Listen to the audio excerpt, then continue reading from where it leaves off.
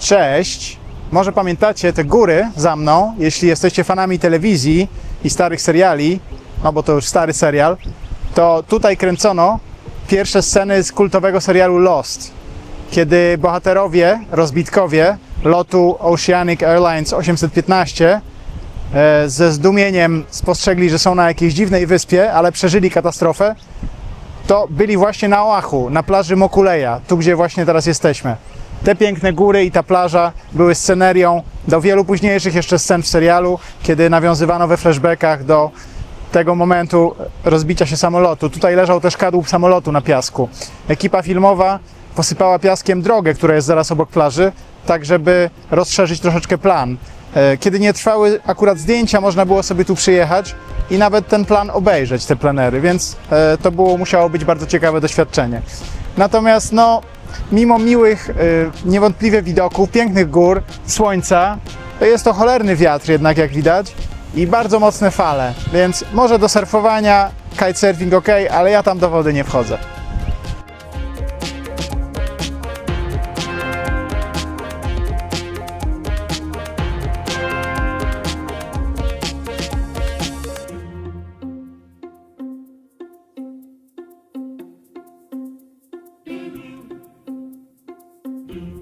Teraz niestety na tej plaży zagnieździło się sporo bezdomnych. To jest problem, który jest częścią szerszego zjawiska występującego na całych Hawajach. Są tu zaparkowane samochody, w których ludzie śpią, prowizoryczne namioty, gdzie sobie gotują, są śmieci na poboczu. Wybraliśmy tutaj taki teren, który akurat nie ma bezdomnych, ale tu w lewo, w prawo, jak się pójdzie kilkaset metrów, są takie prowizoryczne obozowiska, miasteczka bezdomnych, więc to jest smutne.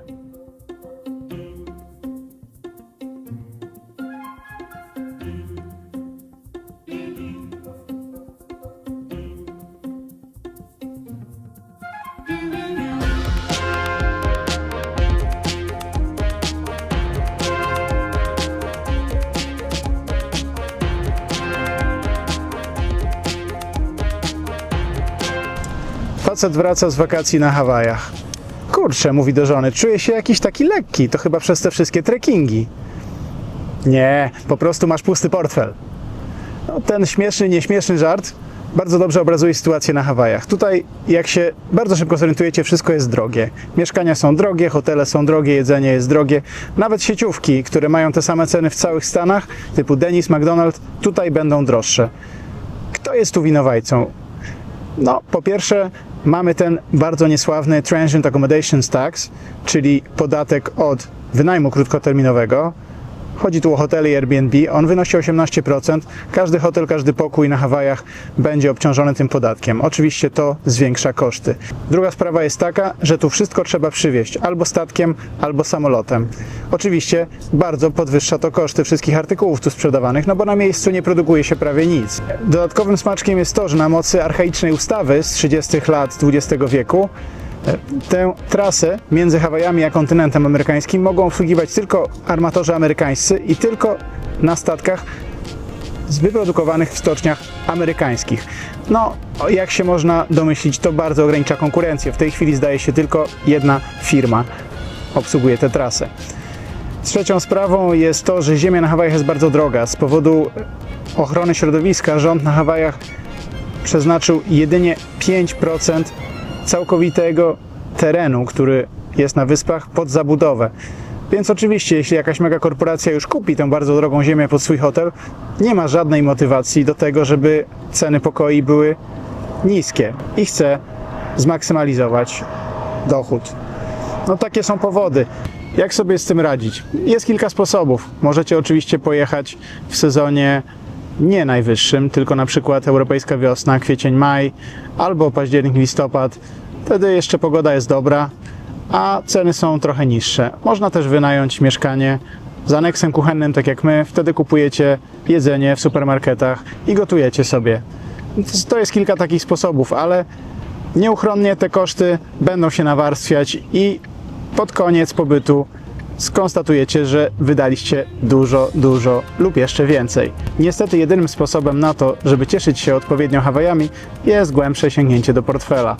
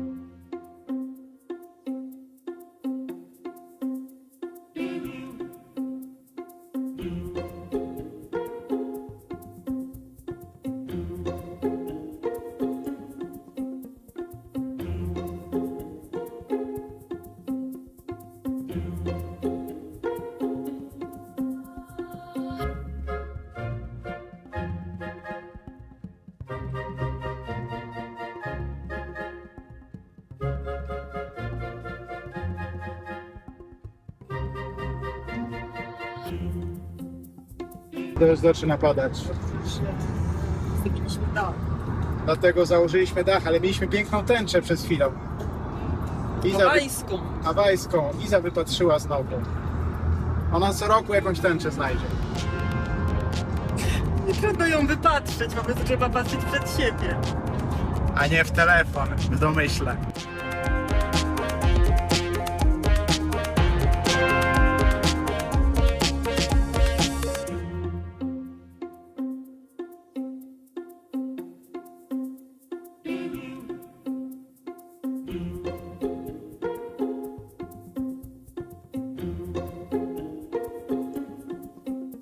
Dziś specjalnie dla Was wypróbujemy sieciowego Chińczyka Panda Express.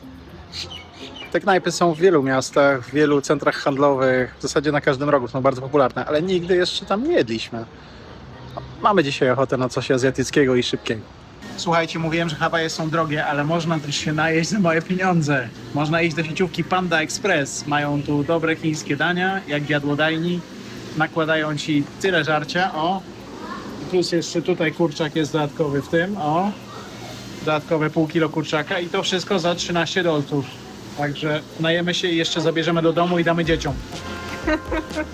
No więc wrażenia są mega pozytywne. Polecamy Wam, jeśli chcecie zjeść coś dobrego, coś niedrogiego, coś szybkiego, smacznie, dobrze doprawione i w zasadzie za grosze, szczególnie na Hawajach. To jest bardzo ważna zaleta, że mniam. Powiem Wam, że po tym wspinaniu się na Coco Head to nadal bolą nas uda. No, jak się tak zgina, to boli. Więc to niby są takie zwykłe schody, 1040 schodów, ale czuć. Zaczyna się nasz kolejny dzień na Hawajach. Jest ciężko. Trzeba wstać. Słońce. Znowu palmy. Wsiada się do samochodu. Nawet okularów słonecznych jeszcze nie wziąłem. Boże. Pije, a potem trzeba wstać. Więc o proszę, kolejny dzień na Hawajach. Okulary. Jedne, drugie, trzecie. Dużo piachu w samochodzie mamy, to jest najgorsze. Ale dobra, siadamy dalej. Jest ciężko, jak już mówiłem. Ale prawdziwe wyzwania dopiero się zaczynają. Jeszcze zasłoniłem obiektyw. Prawdziwe wyzwania dopiero przed nami. Proszę bardzo. Się tu otwiera, o. Nam się ten dach otworzył. Nawet nie ma dachu w tym samochodzie, więc to jest w ogóle... Nie wiem, co teraz będziemy robić. Zrobię zdjęcie. Będziemy jechać bez dachu, zrobię zdjęcie. No, to powodzenia, misiaczki. Idziemy na te wszystkie palmy, bo to już wszystko jest takie... palmowe.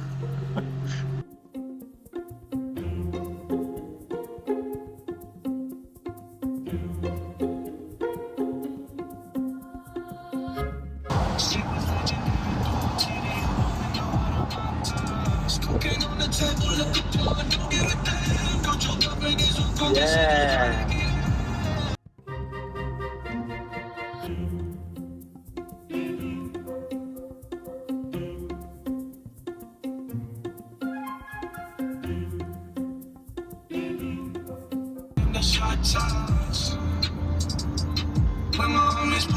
Dzień dobry. U nas ciągle jest ciężko. Wciąż jest trudne życie. Nie polecamy nikomu tego życia, bo to nie jest dla każdego. Iza nawet nie chce nic powiedzieć, bo taki ciężko jest.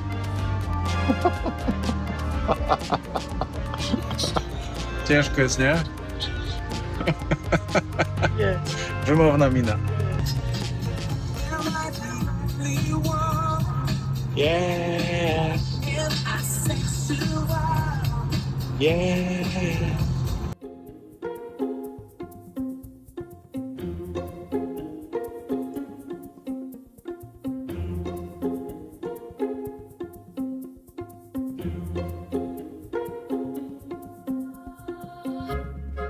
Nasza druga wycieczka do Hanauma Bay na lekkim kacu, ale jednak jesteśmy. No jest pięknie, pogoda znowu dopisała. Mam nadzieję, że nie będzie padać. Jak zwykle jest super. Tutaj naprawdę nie ma problemu, o której godzinie się przyjedzie. Trzeba być 15 minut wcześniej 15 minut wcześniej według strony, ale my jesteśmy pół godziny spóźnieni I weszliśmy, bo nie sprawdzają godziny. mają taki luz, to jest taki island vibe, to znaczy, wiesz, wszystko jest tutaj. Zapłacone, tu mamy wejść. To nie Niemcy, no dokładnie.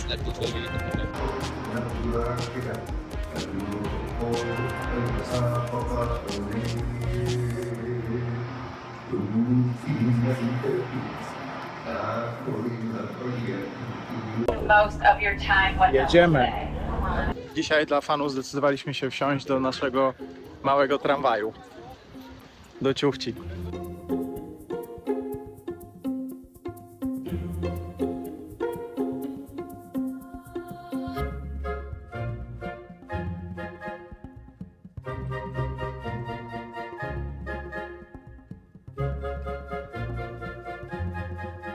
Jak ktoś tu jeszcze przyjdzie, mogę go puścić, ale jak nie, to będzie lepiej. No i mamy najlepszy widok. Ten pociąg. Czu-czu!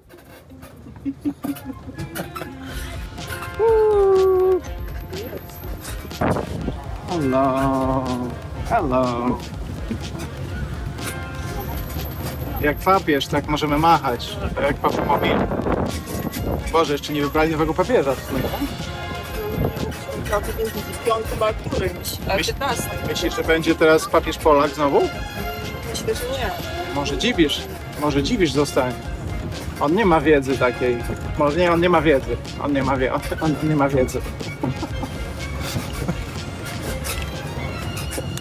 Wow, już przyjeżdżamy na naszą piękną plażę i jest to relacja na żywo z pociągu na plaży Hanauma. Takie relacje będziemy wrzucać coraz częściej. Nasze filmy będą dokładnie kręcone z ręki i nic tam nie będzie. Tylko będziemy chodzić i gadać.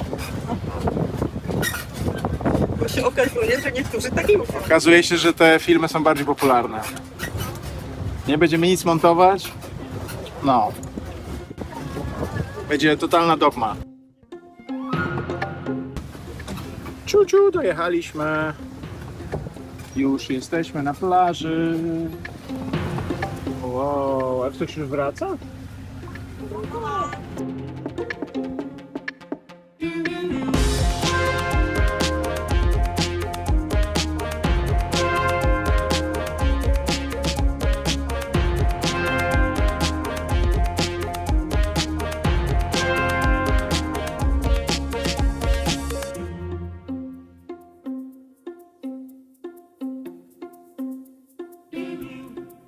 Niektórzy przygotowują się do snorkelingu bardzo poważnie.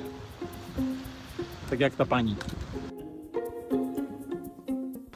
Tu jeszcze taka mała uwaga a propos tego szlaku Coco Head. Tam są, jak zauważyliście, takie szyny i podkłady.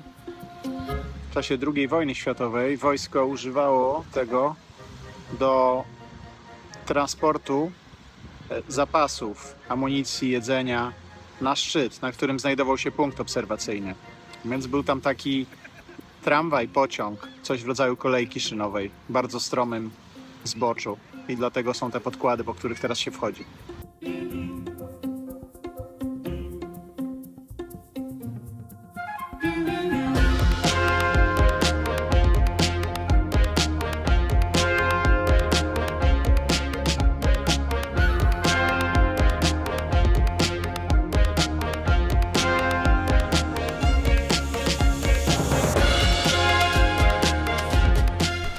Przygotowujemy się do wejścia do wody.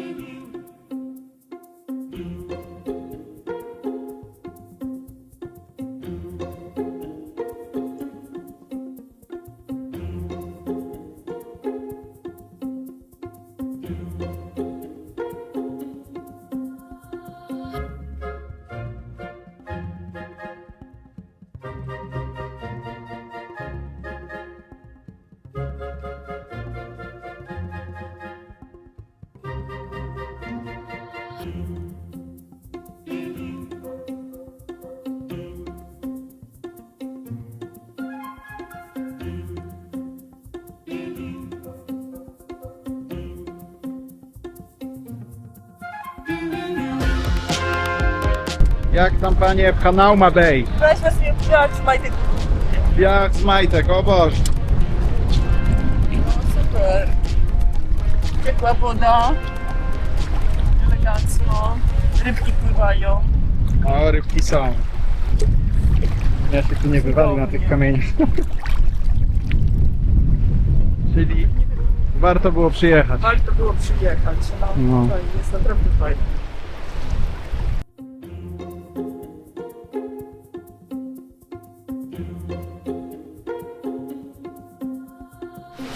Woda ok? I się zanurz. Woda jest dobra? Woda jest zajebista. No to super.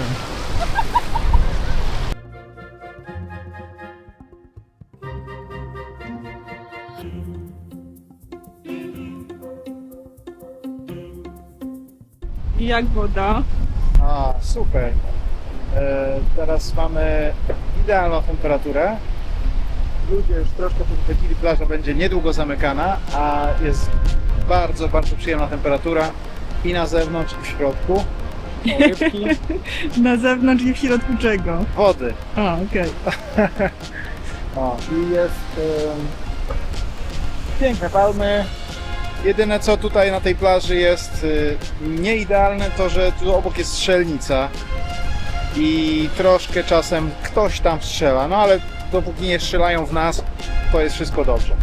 No ale wiesz, może jakaś kula się zawieruszyć w czasoprzestrzeni i Ja tutaj, wiesz, Ja się nie boję, ale patrząc na obecną administrację, bardziej bym się bał na miejscu tych wszystkich chińskich turystów.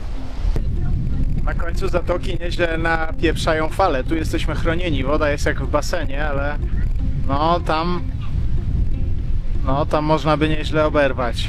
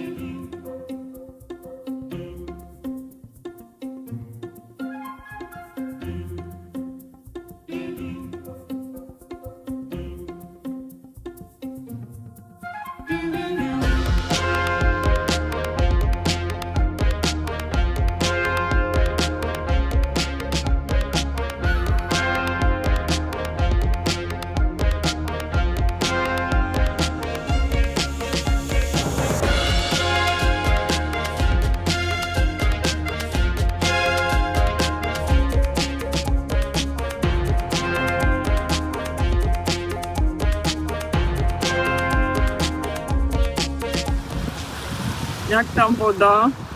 Woda zajebista, dużo rybek. Ludzie kompletnie nie patrzą, gdzie pływają. Chińczycy wpadają na mnie, trzepoczą się w wodzie jak po prostu zażynany karp. Mam ochotę ich wszystkich odesłać do Pekinu.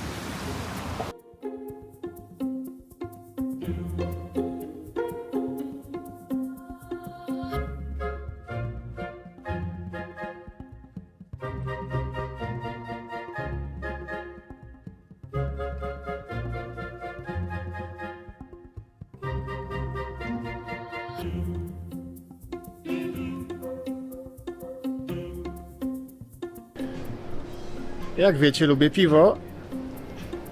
Dzisiaj jesteśmy w Kona Brewing Company. To jest firma robiąca moje ulubione piwo na Hawajach. Między innymi Gold Cliff IPA, ananasowe IPA. I wpadliśmy do ich pubu.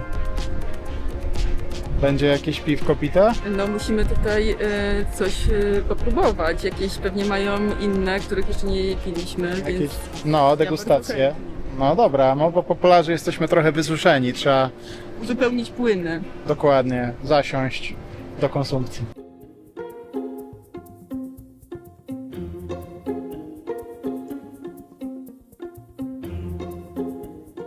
Nie zdecydowaliśmy się na jedzonko, ale kupiliśmy piwo.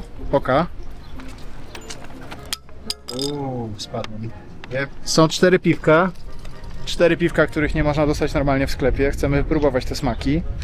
I oczywiście otwieracz z magnesem i koszulka. No, dla No największych. ja tylko piwka. I za tego piwa, a ja jestem większym fanem marki, więc no. Więc jeszcze koszulkę. Teraz idziemy się zjeść normalne jedzenie, czyli meksykańskie. Bo tutaj jest tylko takie barowe, pubowe, Tylko pizzę. tylko pizza i takie tam nic ciekawego. Psst, psst. Ups.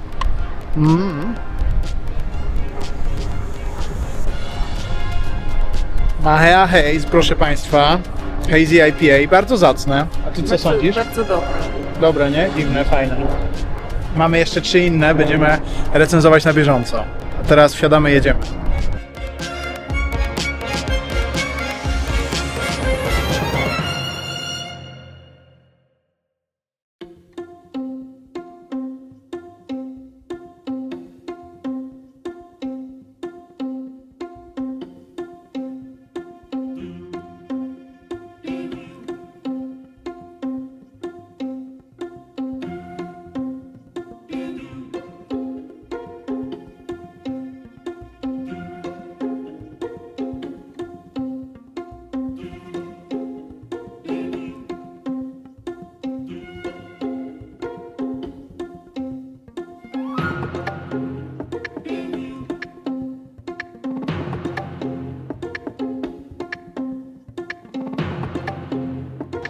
Zjawiliśmy się znowu tutaj za moim poduszczeniem w Los Garcias, w naszej ulubionej restauracji na wyspie meksykańskiej. No bo ja byłem przekonany, że dzisiaj jest 5, czyli Cinco de Mayo, czyli meksykańskie święto narodowe, więc trzeba być w meksykańskiej knajpie. Ja do godziny 15 myślałam, że dzisiaj jest 5, ale mnie natknęło i sprawdziłam datę. Okazało się, że dzisiaj jest 4, a nie 5. Więc Cinco de Mayo będziemy świętować od 3 do 5. Nie ma rady, musimy przyjechać tu znowu jutro. No to przyjedziemy. Jak żyć? No tak, bo w naszym okolicznym barze obok naszego mieszkania już świętowaliśmy wczoraj. Był live music i margaritki.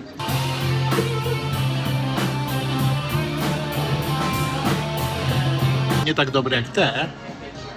Truskawka mango zajebiste. No chyba ci smakowały, bo 3 wypiłeś.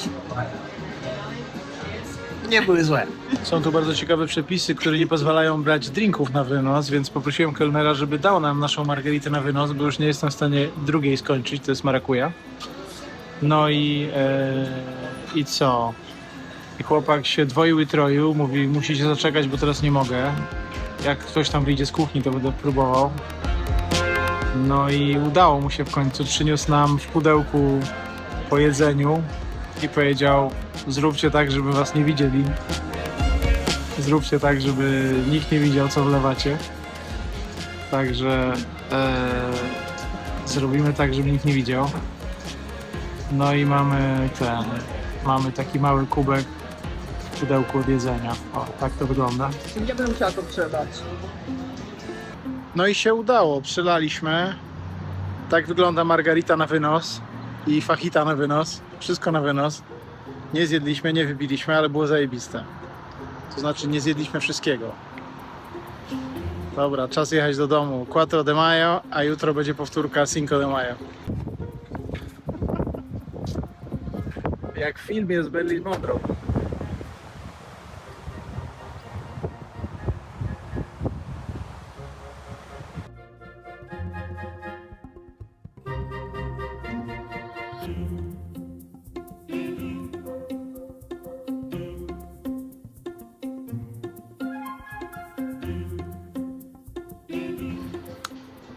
I ostatnia moja puszka dzisiaj, pszeniczna Wailua Wheat. Spójrzmy, co nam da za smak ten pszeniczniak. Zimne. Ciekawe. No jest to jakiś tam rodzaj pszenicznego, ale Ale koło pszenicy nawet nie leżało.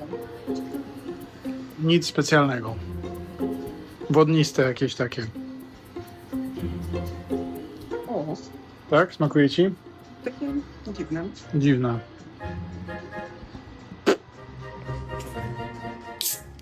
I tutaj otwieramy Hanalei. puszkę Izy Hanalei. Piliśmy w zeszłym roku, ale już nie pamiętamy. Jest to jakiś O. rodzaj Pale Ale. Tak? Pokaż puszkę. Nie. Island. Island IPA. No. No pokaż jak do tego. No, takie...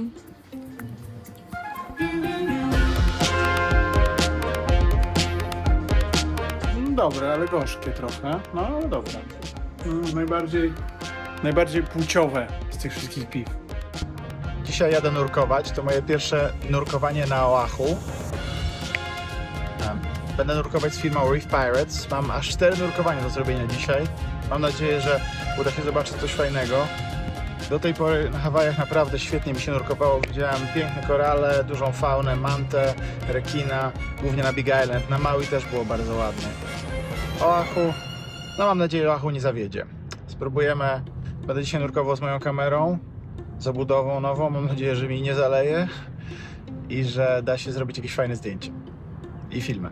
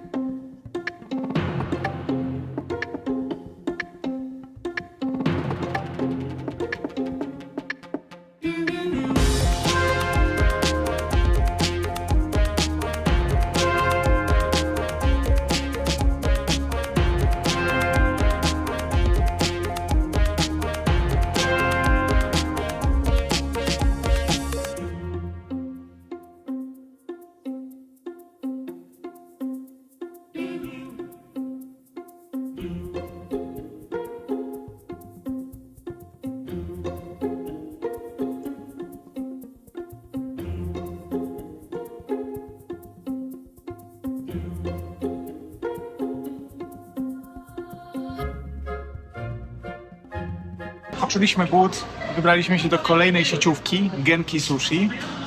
Jak widzicie, są tu takie fajne stoliki, ale można też siąść przy ladzie, jak w japońskich jadłodajniach. I jedzenie zamawia się przez aplikację, płaci się przez aplikację, a potem jedzonko przyjeżdża Pociąg. takim małym pociągiem, czy też taśmociągiem i trzeba tutaj zdjąć tackę z taśmociągu i wcisnąć żółty przycisk. Jesteśmy bardzo ciekawi, jak to wszystko dobrze działa i jak smakuje.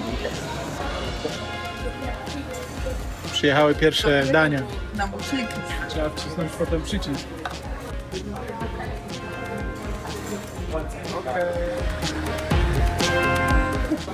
Tak, smakuje? No. Ja się zajebiste. No.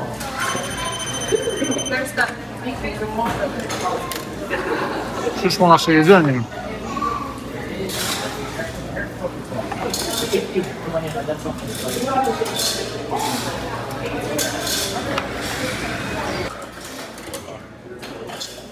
Wchodzisz telefon. Nie co. A to jest hit. Sushi hot dog, sushi z parówką. Tak to wygląda.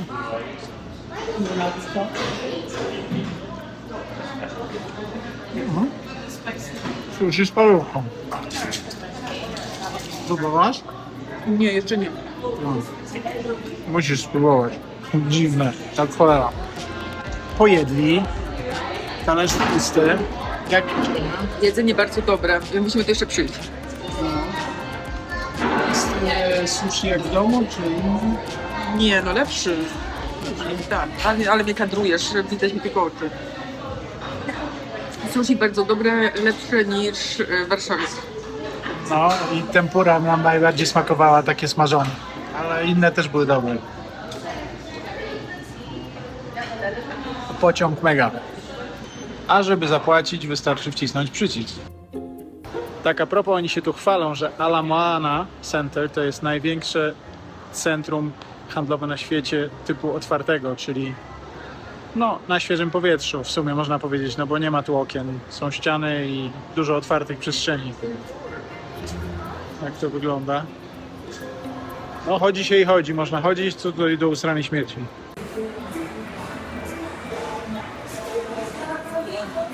Taki klimat jest tu jeszcze z tymi pochodniami. W ogóle się nie chce stąd wyjeżdżać.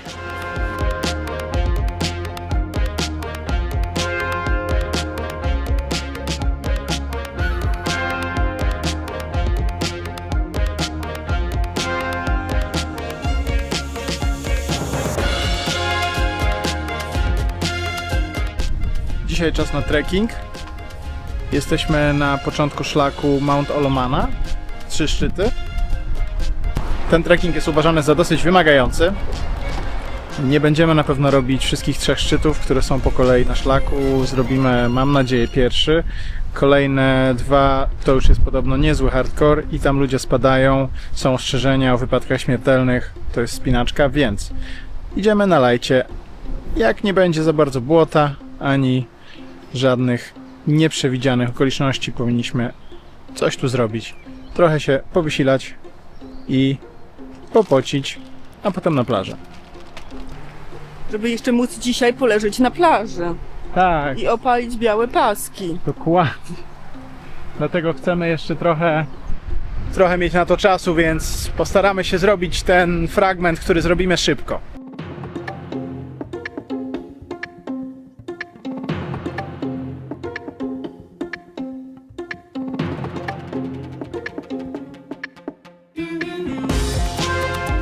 Przepisy dotyczące parkowania przy szlaku nie są tu zbyt rygorystycznie przestrzegane. Pierwszy kilometr z kawałkiem trzeba niestety przejść po asfalcie, bo szlak ma swój początek tak naprawdę na terenie prywatnego klubu golfowego Royal Hawaiian. Więc trzeba zaparkować na drodze publicznej i przejść już przez ten klub piechotą.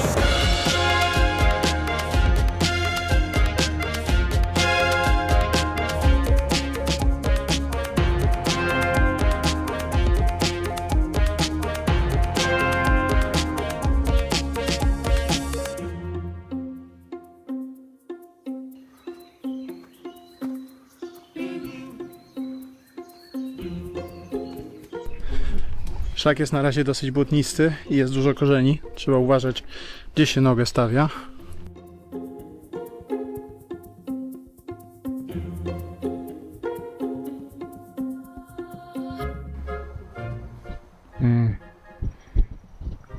Błoto, błoto, błoto, niemiłe.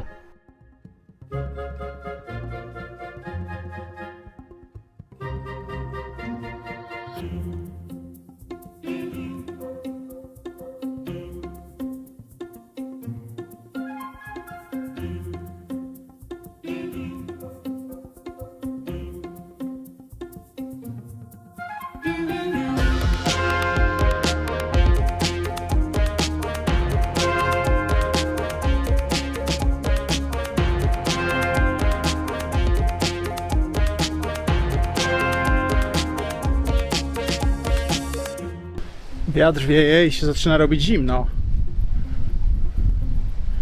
A my tutaj w krótkich koszulkach.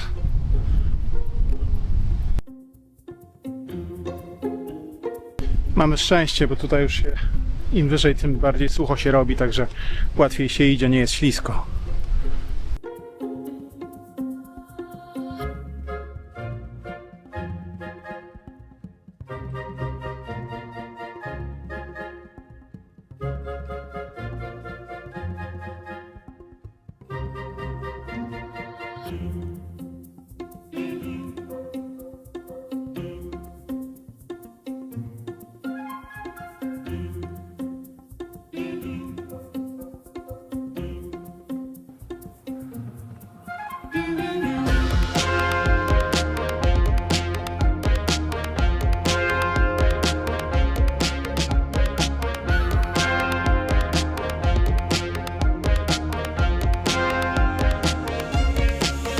Są tutaj jakieś liny, ale wolimy ich nie używać, bo cholera wie, czy nie są jakieś przegnite.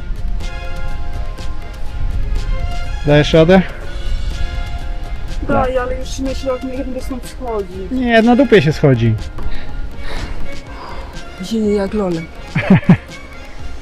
Niektóre fragmenty to już były dosyć zabójcze. Także nie cieszy mnie perspektywa schodzenia. Trzeba będzie na dupie się zsuwać i tyle.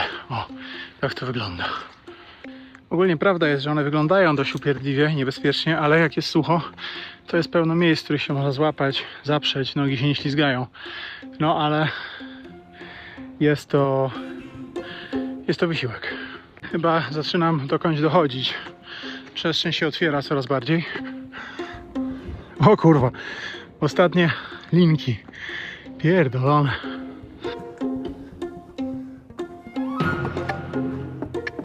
O, no to już jest najfajniejsze. To po prostu trzeba zrobić. Wow.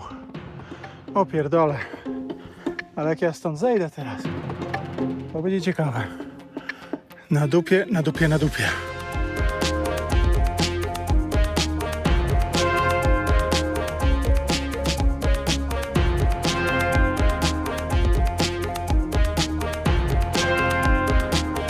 Jest dosyć niesamowicie. Droga jest upierdliwa, liny, sryny, gówna, ale jakoś się daje to przejść. Nie wiem, jak będę schodził. Zobaczymy. Ale ten widok.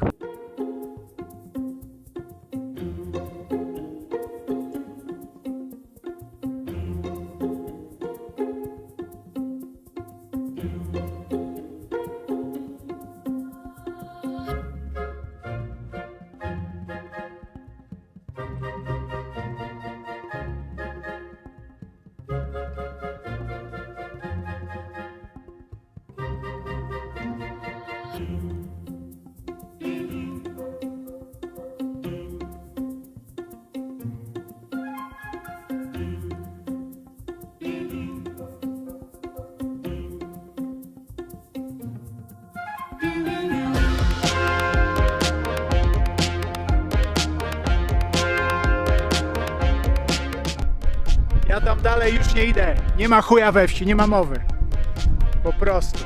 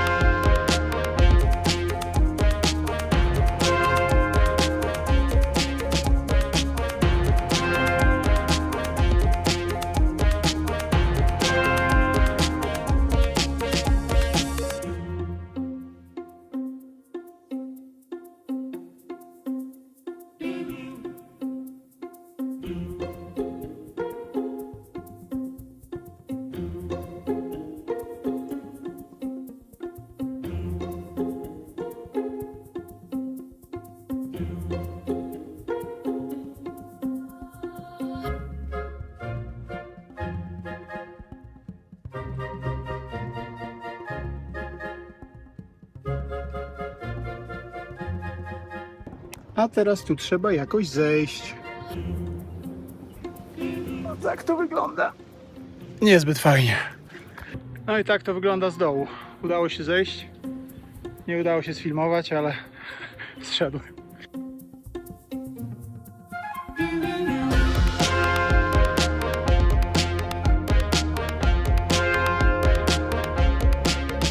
No, schodzi się upierdliwie tutaj. Ale to już ostatnie takie miejsce.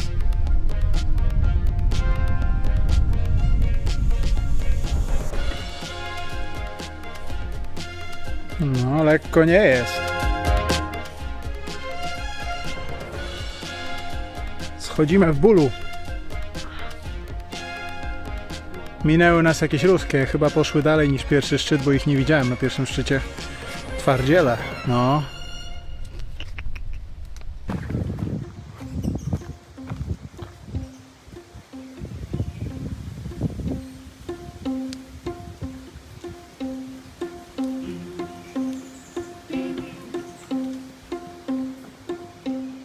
Wow. To wytniesz. Odrzut głowy do tyłu. Fachowe poprawienie fryzury. Jak się pani czuje? No, super, bardzo przyjemny spacerek. Nie było za dużo błota, tylko tam trochę na początku, ale nie było ślisko. Trafiły nam się dobre warunki. No, mam trochę błota. Tu jest moje błoto. Iza ma mniej jak zwykle. Trafiły nam się dobre warunki, bo było ciepło, nie padało. Tam później troszkę był wiaterek, więc przyjemnie. No. No, ale i tak jestem pełna podziwu dla typka, który był w japonkach. A, no. Ale nie wiem, czy zauważyłeś, moim zdaniem on się nie nadawał ani na wycieczki górskie, ani na opalanie, bo był opalony jak angielski turysta w Hiszpanii. Cały taki ten czerwony. No, pewnie przyjechał z jakiejś Minnesoty, gdzie 10 miesięcy w roku jest śnieg i się opala na Hawajach. Się opala na Hawajach, godzi w japonkach po górach. No ale... No. Nie wiadomo jak daleko doszedł, nie? No ale Nie no, całkiem daleko on był. co? Całkiem daleko się z nimi minęliśmy. No ale wiesz, może nie doszli na szczyt. No, oby.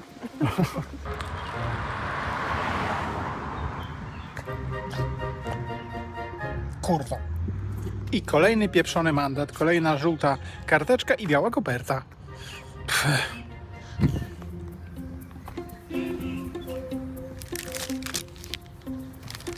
Na szczęście tyle samo, 35 dolców. Tym razem nie za parkowanie na trawie, ale na chodniku. Powiedzcie mi, co to jest za chodnik i kto tu chodzi? Policja tu zdaje się przyjeżdża po prostu rutynowo, bo tutaj wędrowcy idą na szlak i tu na Google jest zaznaczone, że jest początek szlaku, że tu się zostawia samochód. No i tyle. No, są co prawda znaki.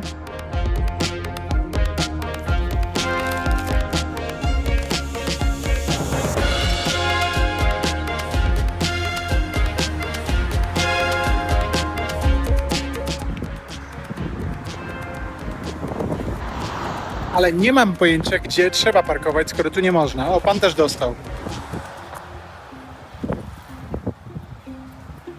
No i tak się toczy ten biznes. No. I tak to jest kupić sobie 3 gałki w Ameryce, kupić sobie loda. O, w takim wafelku specjalnym. Baskin Robbins, jedyne 12 dolków, ale tu jest chyba pół kilo loda. Kochanie, takiego loda? Umiesz zrobić takiego loda? Lodami się upaprałem i koszulka się ubrudziła.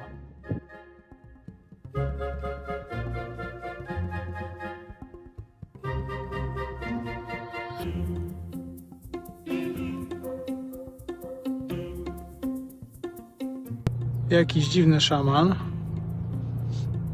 Odgania deszcz. Właśnie, odgania deszcz może. Bo nas odgoniło właśnie od kolejnej wizyty na plaży Mokoli. Znów deszcz. Znów ledwo siedliśmy, wrzawka, kropidełko, bum bum, chuj, musieliśmy wrócić. Byliśmy trzeci raz na tej plaży i za każdym razem jest nie taka pogoda, tak czy. Także wyspa jest bardzo malownicza, plaża jest spoko, bo nie ma fal, ale nie da się wysiedzieć, bo mokro i wieje.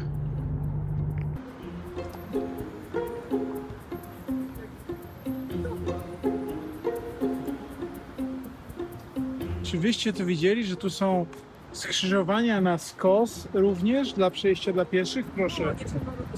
Nie trzeba robić kwadratów. Tu jest byk, cyk, pum i można przejść po przekątnej. No ja tego w ogóle nie wykumałem. Iza to wykumała. Kumałam wczoraj.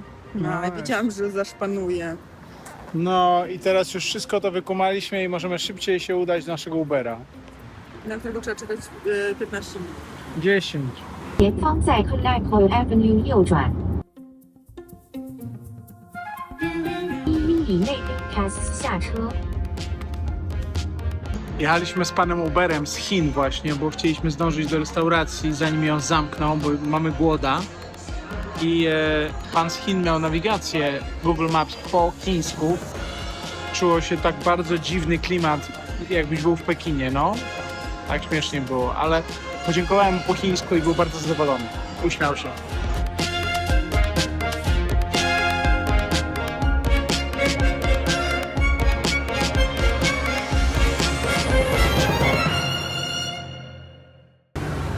No, zdrówko.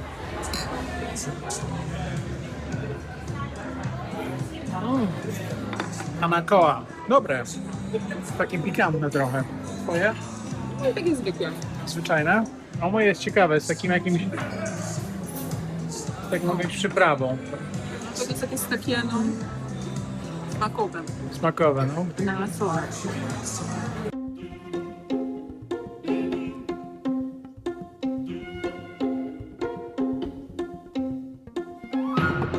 I jakiś dziwny koleś tu jeździ na jakiejś deskorolce elektrycznej z takim samochodzikiem zdalnie sterowanym, który jedzie przed nim.